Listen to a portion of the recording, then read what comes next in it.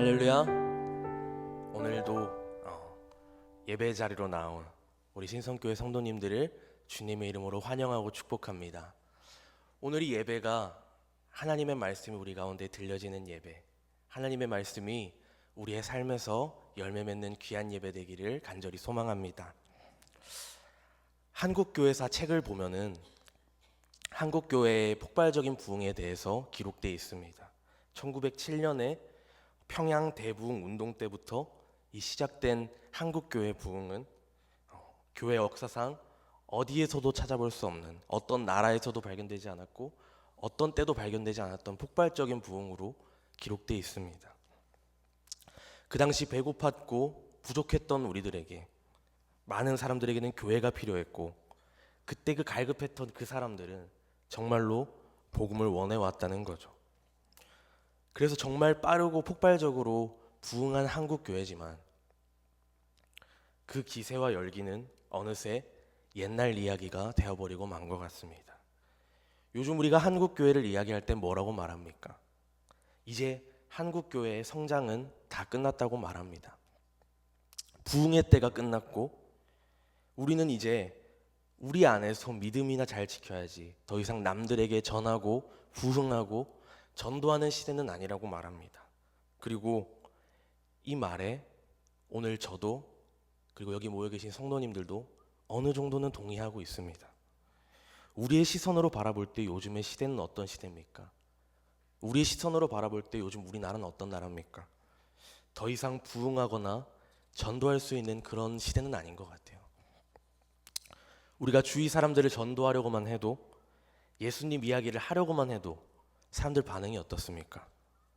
우리가 전도를 하려고만 해도 사람들은 나 그 이야기 별로 듣고 싶지 않아, 나 그 이야기 다 아는 이야기야, 나 교회 가고 싶지 않아 라는 대답이 우리에겐 익숙한 것 같습니다.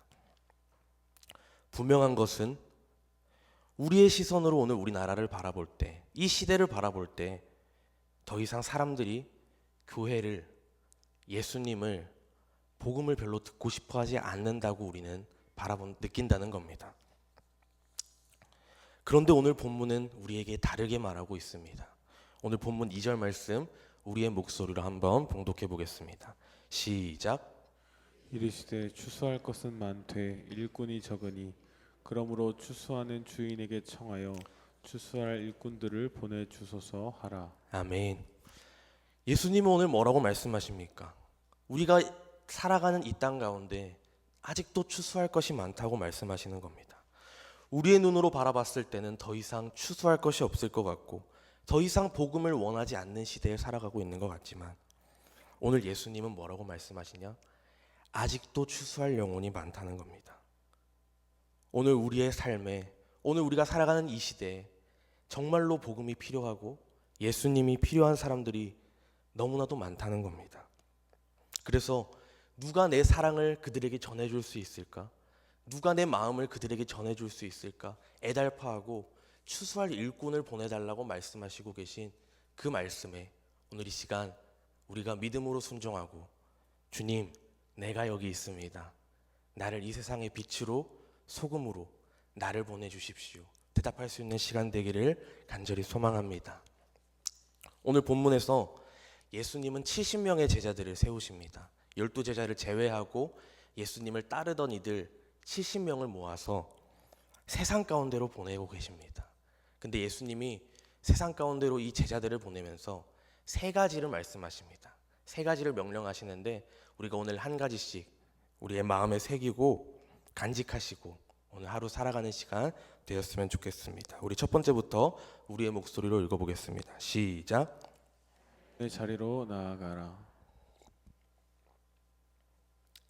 예수님은 70 제자들을 세우시고 회당으로 가라고 하지 않으셨습니다.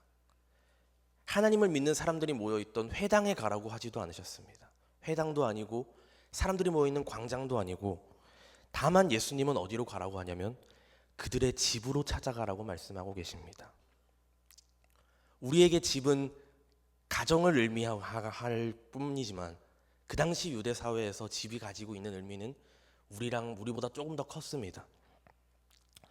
그 당시 유대 사회는 어떤 사회였냐면 가정 중심의 사회였습니다. 일하는 생업도 그렇고 사회적인 관계나 종교적인 그런 모든 관계들이 가정을 중심으로 일어났다는 겁니다. 그 당시 유대 사람들에게 있어서 이 집은 직장이자 가정이자 사회 그 자체였던 겁니다. 그런데 오늘 예수님은 그들에게 회당으로 나아가지 말고 광장으로도 나아가지 말고 다만 그들의 집으로 방문하라고 말씀하고 계십니다. 하나님은 오늘도 우리에게 거창하게 광장에서 소리치거나 특별한 장소로 나아가라고 하지 않으십니다. 예수님은 오늘 우리를 어디로 부르고 계십니까? 우리의 가정과 직장, 우리의 학교, 우리의 사회로 오늘도 우리를 부르고 계십니다. 때로는 지겹기도 하고 피곤하기도 하고 때로는 두렵기도 한 그 자리로 우리를 보내고 계신 겁니다. 우리의 가정과 직장과 우리의 모든 삶의 자리가 예수 그리스도의 제자로 살아가는 곳이 되기를 간절히 소망합니다. 두 번째로 예수님 뭐라고 말씀하십니까? 두 번째 명령 우리 목소리로 읽어보겠습니다. 시작. 평안을 전하라. 예수님은 두 번째로 그들에게 평안을 전하라고 말씀하십니다. 매일 성경 세 번째 문단에 이렇게 적혀 있더라고요. 우리 한번 한 목소리로 읽어보겠습니다. 시작. 70제자는 광장이 아닌 가정으로 갑니다. 설교가 아닌 관계 전도를 합니다. 무엇보다 그 집에 평안, 샬롬을 선물해야 합니다. 아멘. 예수님은 그 사람들에게 찾아가서 무엇을 전하라고 말씀하십니까? 평안을 전하라고 말씀하고 있습니다. 그렇다면 오늘 우리가 묵상해 볼 것이 무엇이냐면 이 평안이 뭐냐는 겁니다. 우리는 평안에 대해서 묵상할 때 안정되고 평온한 어떤 우리의 내적 상태를 생각하고는 합니다. 아무런 걱정과 두려움 없이 오늘 하루 즐겁고 걱정 없고 평온한 우리의 내적 상태, 우리를 푸른 초장으로 누이시고 부족함 없이 채우시는 그런 상태를 우리는 평안이라고 생각한다는 겁니다. 그러면 한번 생각해 보자는 겁니다. 만약에 그것이 평안이라면 오늘 여러분들의 하루는 정말 평안하냐는 겁니다. 정말 평안이 그냥 안정되어 있고 평온한 나의 내적 상태를 생각한다면 정말 오늘 우리의 하루는 평안하냐는 겁니다.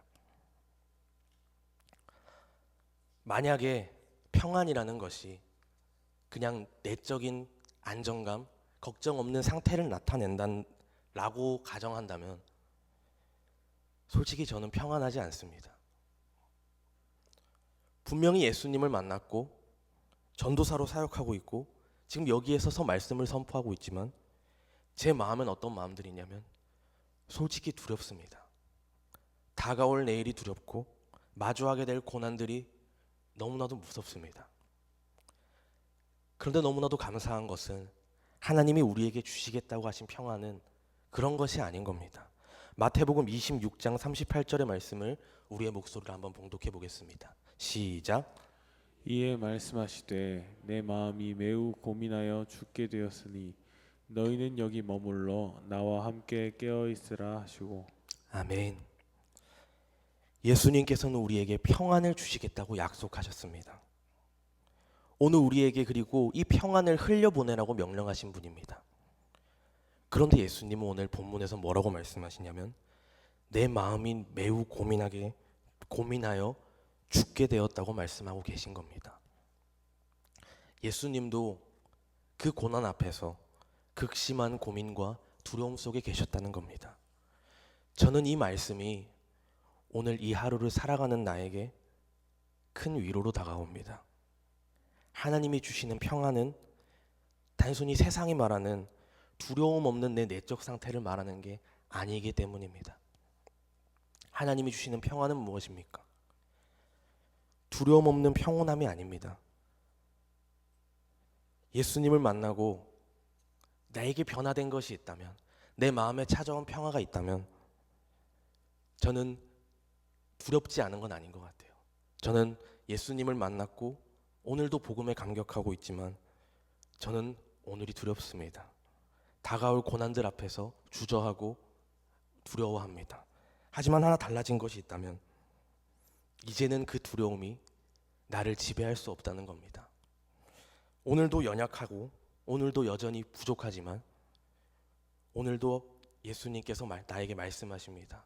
나를 존귀한 자라고 사랑하는 자녀라고 말씀해 주시는 그 자격 없는 나에게 말씀해 주시는 그 은혜 앞에 저는 오늘 하루도 나아갈 수 있습니다.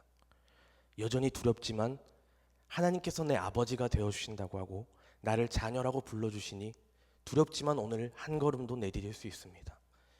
저는 이것이 예수님이 우리에게 허락하신 평온이라고 생각합니다. 내 아버지가 오늘 내 삶에 여전히 동행하고 계시고 하나님의 선하시고 온전하신 길로 오늘 하루도 완벽한 계획 속에서 나를 살아가게 하심을 믿는 것, 이게 예수님이 우리에게 주신 세상이 줄 수 없는 평온인 줄로 믿습니다. 요한복음 16장 33절 말씀을 함께 봉독하겠습니다. 시작. 이것을 너희에게 이르는 것은 너희로 내 안에서 평안을 누리게 하려 함이라. 세상에서는 너희가 환난을 당하나 담대하라. 내가 세상을 이기었노라. 오늘 예수님이 뭐라고 말씀하십니까? 환난을 피하게 하겠다고 말씀하지 않으십니다. 즐겁고 행복한 일만 나에게 주겠다고 말씀하지도 않으십니다. 오늘 우리는 환난을 당합니다. 넘어지고 쓰러지고 괴롭습니다. 하지만 우리에게 예수님 뭐라고 말씀하십니까? 담대하고 평안하라 말씀하십니다.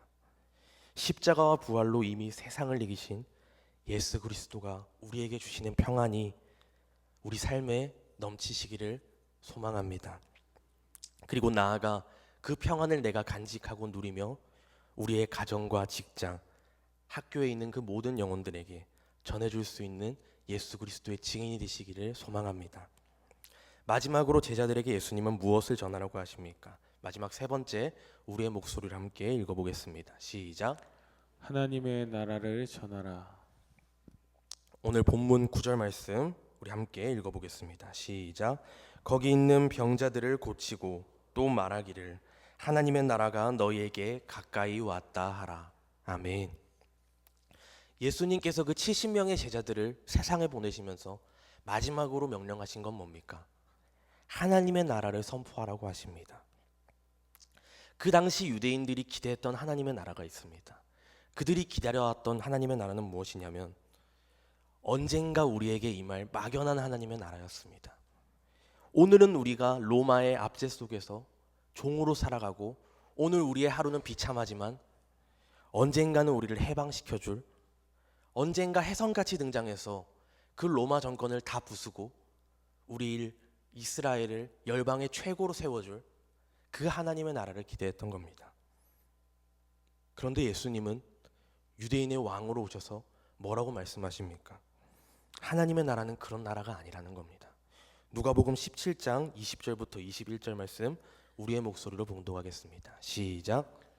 바리새인들이 하나님의 나라가 어느 때에 임하나이까 묻거늘 예수께서 대답하여 이르시되 하나님의 나라는 볼 수 있게 임하는 것이 아니요 또 여기 있다 저기 있다고도 못하리니 하나님의 나라는 너희 안에 있느니라. 아멘. 바리새인과 유대인들은 하나님의 나라를 먼 미래에 임할 그런 나라로 생각했습니다. 언젠가는 임할 막연한 나라일 뿐 오늘 이 땅을 살아가는 나의 하루와는 전혀 상관없는 삶으로 여긴 겁니다. 오늘 우리의 믿음을 한번 점검해 봤으면 좋겠습니다. 우리에게 하나님의 나라는 어떤 의미를 갖고 있습니까? 우리에게 하나님의 나라는 뭡니까?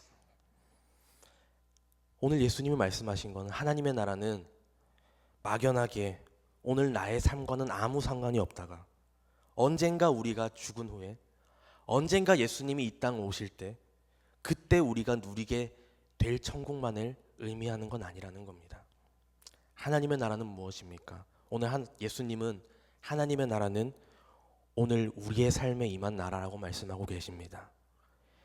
우리가 예수를 믿기 전에는 우리가 죄의 종이 되어서 하루하루 소망 없이 살아가던 내 하루하루가 오직 나의 행복만을 쫓아 허무하게 살아가던 나의 인생이 이제는 예수 그리스도의 그 은혜로 말미암아 그 십자가와 부활로 말미암아 나에게 생명이 주어졌습니다.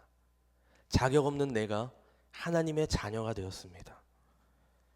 옛날에는 나의 원함과 내가 내 삶의 주인이 되어서 내 인생을 살아갔다면, 오늘의 나의 하루는 하나님의 통치를 따라 오늘 하나님이 주시는 꿈을 꾸고 하나님이 주시는 그 뜨거운 마음을 가지고 살아가게 되는 하루로 변했다는 것, 이것이 오늘 우리에게 임한 하나님의 나라인 줄 믿습니다. 한 청년의 이야기로 말씀을 마무리하려고 합니다. 누군지는 말하면 부끄러워하실 것 같아서 그거는 비밀로 하고요. 예수님을 믿은 지 얼마 안 된 청년입니다. 이 청년이 청년 예배에 처음 나온 날 이야기를 나눴습니다. 어떻게 예수님을 믿게 됐는지, 어떻게 교회에 가고 싶다는 생각을 하게 됐는지 여쭤봤습니다.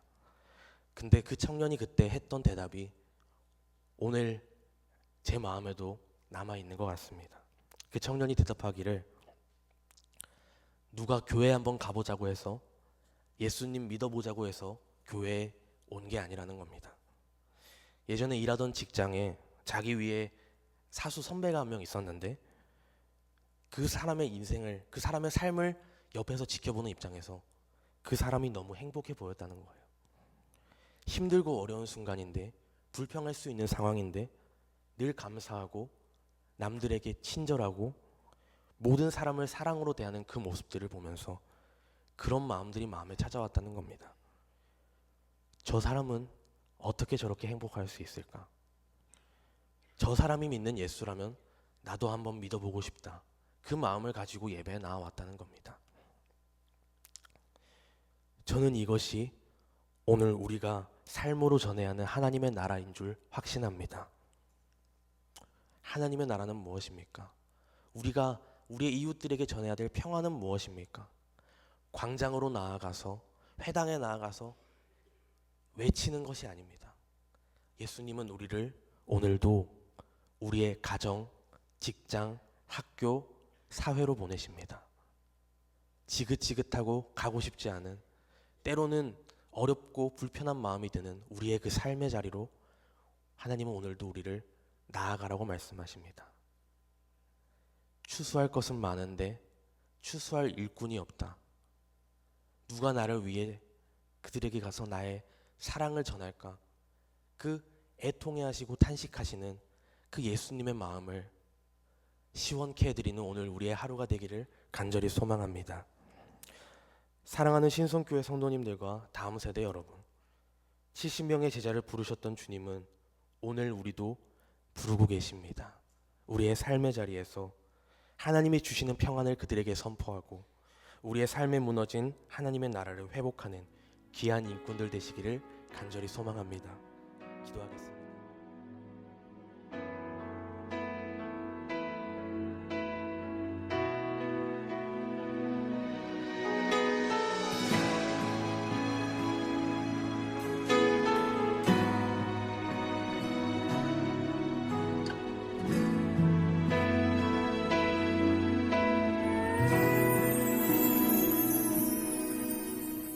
주의 보좌로 나갈 때에 어떻게 나가야 할까? 나를 구원한 주의 십자가, 그것을 믿으며 가네.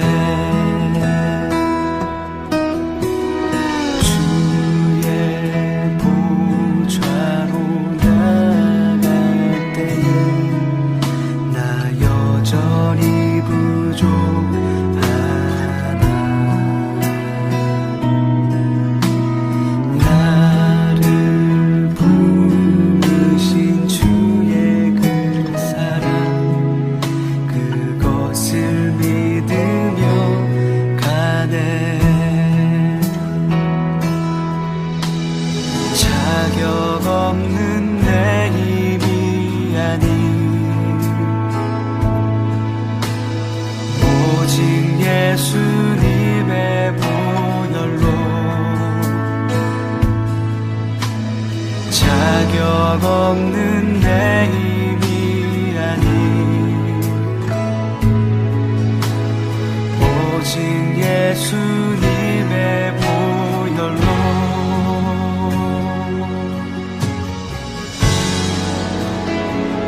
십자가의 보혈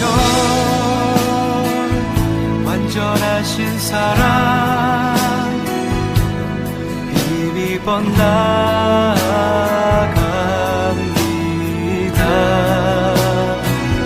십자가의 보혈 완전하신 사랑 힘입어 예배합니다.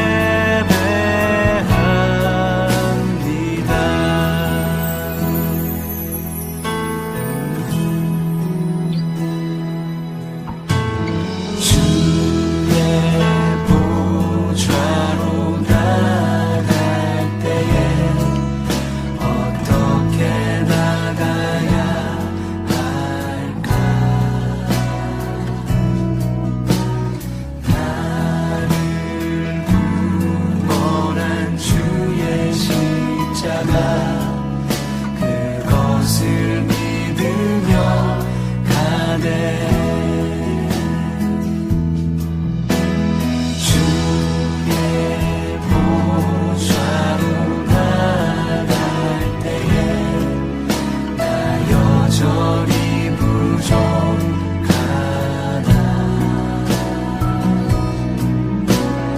나를 부르신 주의 그 사랑 그것을 믿으며 가네. 자격 없는 내 힘이 아닌 오직 예수님의 보혈로 자격 없는 내 힘이 아닌 오직 예수님의 보혈로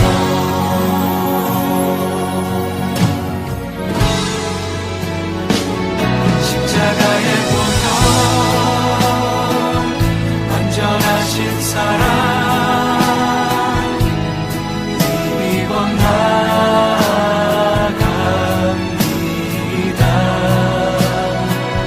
십자가의 보혈 완전하신 사랑 힘입어 예배합니다.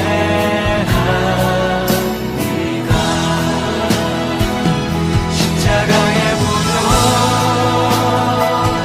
완전하신 사랑 힘입어 나아갑니다.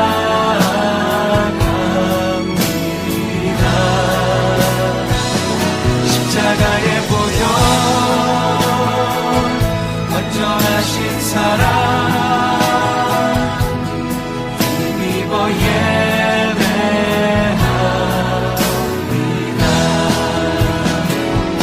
십자가의 보혈 완전하신 사랑 힘입어 나아갑니다.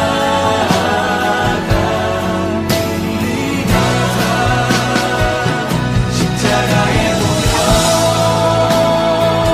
완전하신 사랑 힘입어 예배합니다.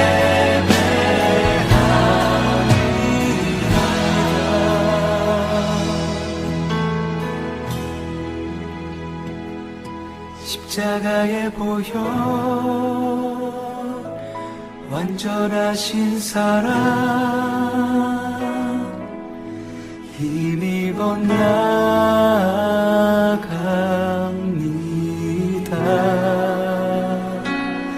십자가의 보혈 완전하신 사랑